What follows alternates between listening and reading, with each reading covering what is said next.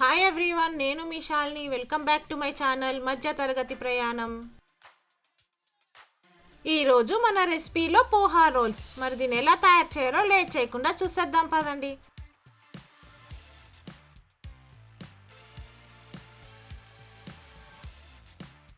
పోహా రోల్స్కి ముందుగా మనం ఒక బౌల్లో 1 కప్పు సన్నట్కులను తీసుకొని 2 సార్లు శుభ్రంగా కడుక్కోవాలి.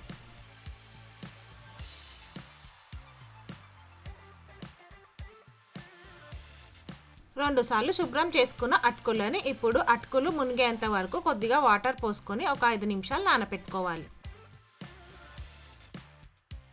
అటుకులు నానేంత వరకు స్టవ్ వెలిగించుకొని ఒక ప్యాన్ పెట్టుకొని 1/2 కప్ శనగపిండి వేసుకొని ఫ్రై చేసుకోవాలి.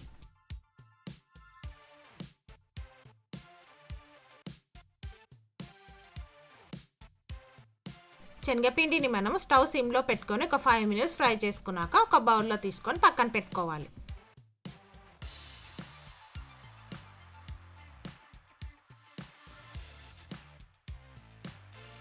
ఇప్పుడు అదే ప్యాన్లో 2 టేబుల్ స్పూన్ల ఆయిల్ వేసుకొని కొద్దిగా మెంతులు, 1 స్పూన్ జీలకర్ర, కొద్దిగా ఇంగువ వేసుకొని ఫ్రై చేసుకోవాలి.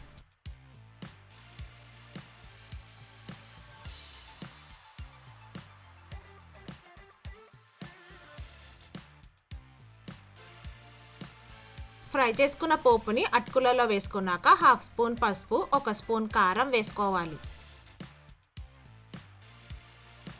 కారం వేసుకున్నాక 1 స్పూన్ ధనియాల పొడి, 1/2 స్పూన్ గరం మసాలా, మీ రుచికి సరిపడిన ఉప్పు వేసుకోవాలి.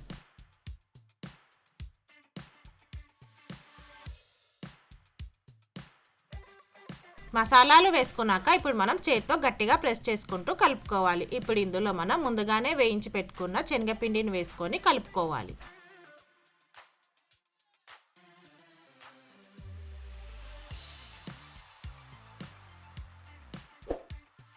శనగపిండిని మనం కొద్దిగా వేసుకుంటూ నేను వీడియోలో చూపించిన విధంగా కలుపుకోవాలి. ఇప్పుడు చేతికి కొద్దిగా ఆయిల్ అప్లై చేసుకొని కొద్దిగా పిండి ముద్దను తీసుకొని ఇలా మనం పోహా రోల్స్ చేసుకోవాలి. ఫ్రెండ్స్, ఈ పోహా రోల్స్ చేసుకోవడం చాలా ఈజీ. మనకి ఇంట్లో అటుకులు, శనగపిండి ఉంటే చాలు, 5 మినిట్స్లో అప్పటికప్పుడే చేసుకోవచ్చు. ఇలా మనం కలుపుకున్న పిండికి ఎన్నైతే పోహా రోల్స్ వస్తాయో అన్ని చేసుకొని పక్కన పెట్టుకోవాలి.